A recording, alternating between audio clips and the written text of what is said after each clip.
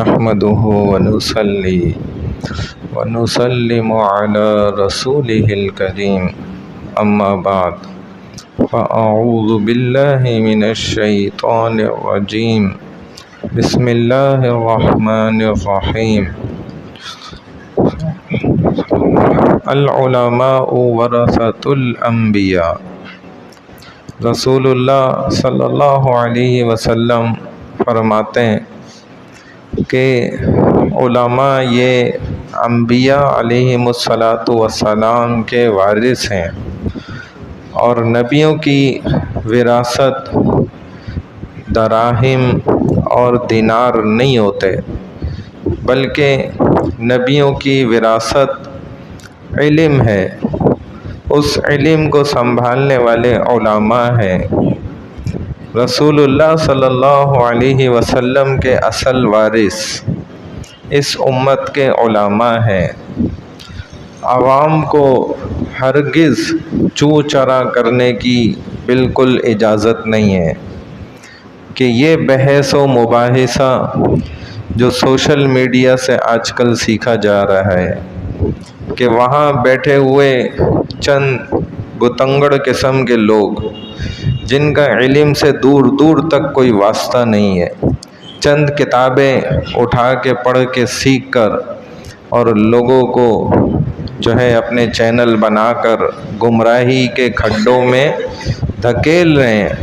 اور عوام کو اس بحث و مباحثے پہ لگا دیا کہ فلاں مولوی یہ غلط ہیں، فلاں مولوی یہ فتنہ باز، فلاں مولوی اس کی یہ حرکت دیکھو۔ بھائی آپ پہلے مجھے مولوی کی تعریف تو سنا دو۔ خدا کی قسم اگر 1000 لوگوں سے پوچھا جائے نا، بھائی ذرا آپ بتائیں، میں ادھر مجمع کو نہیں کہہ رہا کہ میں ادھر کسی کو کھڑا کر کے سنوں کہ آپ بتاؤ تعریف کیا ہے مولوی کی۔ ہمارے ہاں مولوی کی تعریف کیا ہے میں بتا دیتا ہوں۔ ہمارے عوام میں نا مولوی اس کو سمجھا جاتا ہے جس کی داڑھی ہے، جس نے ٹوپی پہنی ہوئی ہے، جس کا لباس سنت ہے۔ یہ اب کدھر بھی بیٹھا ہوا دیہات کے ایک بہت مضافات میں، گاؤں میں، دیہات میں، ادھر بیٹھا ہوا کچی مسجد میں اس نے بچے کو مار دیا یا اس کے ساتھ بدفعلی کر دی تو بس جی یہ مولوی نے کیا کر دیا، حالانکہ یہ مولوی ہے ہی نہیں۔ یہ تو مسلمان ہوتا ہے کہ اس کی داڑھی ہوتی ہے، وہ ٹوپی پہنتا ہے، وہ سنت لباس پہنتا ہے۔ یہ کس کا حلیہ ہے؟ مسلمان کا حلیہ ہے۔ تو ہمیں تو مولوی کی تعریف ہی نہیں جانتے ہم کون ہوتا ہے۔ اس کی ایک مستند ڈگری ہوتی ہے، باقاعدہ اوتھینٹیکیشن ویریفائڈ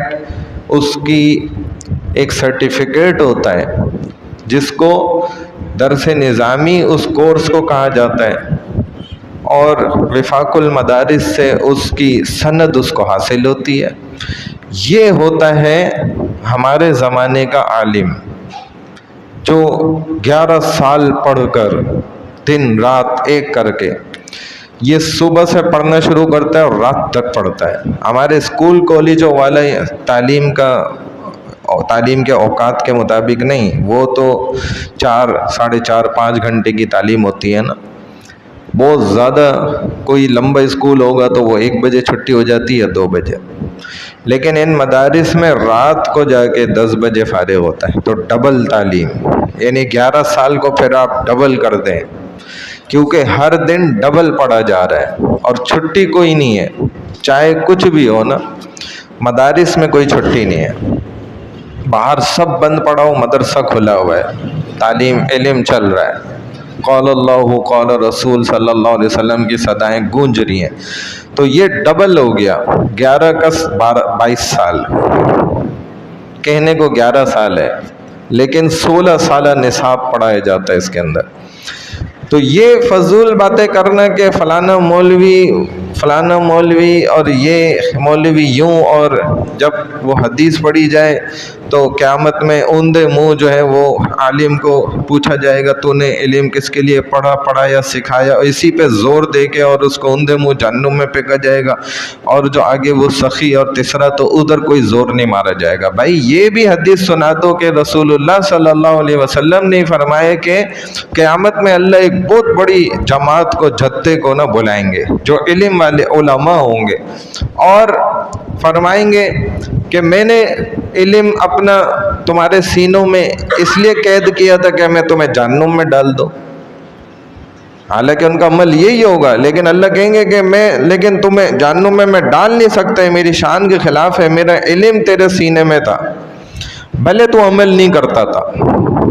اٹھا کے ان کو جنت میں اللہ ڈالیں گے اپنی غیرت کا مظاہرہ کرتے ہوئے۔ تو یہ کوئی حدیث کسی کو یاد نہیں ہے، یہ کوئی زور ڈال کے نہیں سناتا کہ علماء سے لوگ جنت میں بھی آ کر مسائل پوچھیں گے، یہ شور مچ جائے گا کہ جنت سے بھی بڑی نعمت ہے کوئی، تو لوگ کہیں گے بھئی کون سی ہے بتاؤ، تو وہ کہیں گے جاؤ علماء سے پوچھو، ان کو ہی پتا ہوگا، ہمیں تو نہیں پتا، لیکن ہم نے سنا ہوا ہے۔ وہ جا کے پوچھیں گے تو بتلائیں گے کہ اللہ کا دیدار ہے۔ تو ادھر بھی عالم کے بغیر جو ہے نا چارہ کار نہیں ہے۔ دنیا میں بھی آپ عالم کے، تو جو یہ سوشل میڈیا پہ بیٹھ کے بکواسات کرتے ہیں نا لوگ، اور ہماری اس بیچارے شریف عوام کا دماغ خراب کر دیتے ہیں، تو یہ قاعدہ قانون ساری زندگی کے لیے یاد رکھیں۔ میں جو بھی بتا رہا ہوں نا، یہ اصول یاد رکھیں کہ جو شخص بھی چاہے کتنا آپ کو اچھا نظر آ رہا ہے، اگر وہ آپ کو آپ کے علماء سے بدظن کر رہا ہے، آپ کو آپ کی مسجد سے دور کر رہا ہے، آپ کو آپ کے دین اسلام کے متعلق جو ہے نا برائیاں بتا رہا ہے، بس سمجھ جائیں کہ یہ آدمی صحیح نہیں ہے، یہ اس کی سب سے بڑی نشانی ہے۔ جو بھی یہ بات کر رہا ہوں نا بیٹھ کر، بس آپ سمجھ لیں کہ یہ دشمن اسلام ہے، کیونکہ یہ کام ہمارے دین کا اسلام کا نہیں ہے، نہ یہ ہمارے اچھے بھلے علم والے لوگوں کا کام ہے۔ تو یہ ایک عالم، اس کا کتنا اونچا مرتبہ ہوتا ہے، ایک ادنا سے ادنا عالم بھی، جیسے صحابہ کو ہم سارے مل جائیں نا تو ان کی جوتی تک کو نہیں پہنچ سکتے، ایسے جہالا سارے مل جائیں نا تو ایک عالم کی جوتی تک بھی نہیں پہنچ سکتے، یاد رکھیں۔ اسی لیے ایک اللہ والے نے کہا تھا کہ اگر یہ علماء نہیں ہوتے تو یہ جہالا جو ہے نا جاہل طبقہ، یہ بھیڑ بکریاں ہوتے، بس اس سے زیادہ نہیں ہوتے پھر۔ تو یہ تو ہمارے بزرگوں کی، ہمارے علماء کی برکت ہے کہ ہم دین کے ساتھ جو ہے جڑے ہوئے ہیں، اور دین کی رحمتیں برکتیں ہماری زندگیوں کے اندر اس وقت نظر آ رہی ہیں، ورنہ یہود و نصارہ کی تو یہ پالیسی ہے، وہ تو چاہتے یہی ہیں کہ ان مدارس کو ختم کیا جائے، ان مساجد کو ختم کیا جائے، ان مولویوں کو ختم کیا جائے، اور پھر اس عوام کے لیے اور کچھ کرنے کی ضرورت نہیں، یہ خود ہی پھر بھیڑ بکریاں ہیں پھر۔ تو یہ تو ان کا مشن ہے، اصل مقصد ہی یہی ہے، سارا زور اسی چیز پر لگ رہا ہے ان کا۔ تو ان خرافات کے اندر میں اور آپ ہرگز استعمال نہ ہو جائیں کبھی۔ یہ سوشل میڈیا کی جو آگ پھیلی ہوئی ہے نا وبا، یہ ٹوٹلی جو ہے نا گمراہ کرنے والی ہے، اس سے کوئی آج تک دین پر نہیں چلا ہے، یہ یاد رکھیں۔ کوئی اس کو پڑھ کے، اس کو سن کے، سمجھ کے جو ہے وہ بہت بڑا جنتی بن گیا، ایسا نہیں ہوا آج تک، اور نہ ایسا ہوگا قیامت تک۔ تو دین اسی طریقے سے پھیلے گا جیسے رسول اللہ صلی اللہ علیہ وسلم نے پھیلایا، جس انداز سے آپ نے محنت کی اسی انداز سے ہمیں کرنی پڑے گی اور دین پھیلے گا۔ اور اگر ہم صرف اسی کے اوپر بھروسہ کر لیں گے تو ناکامی پکی ہے۔ بہرحال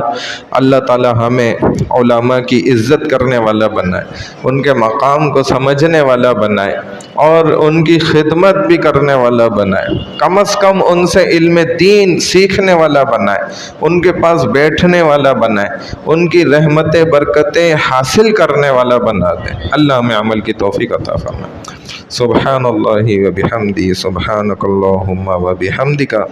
نشہد ان لا الہ الا انت، نستغفرک و نتوب الیک،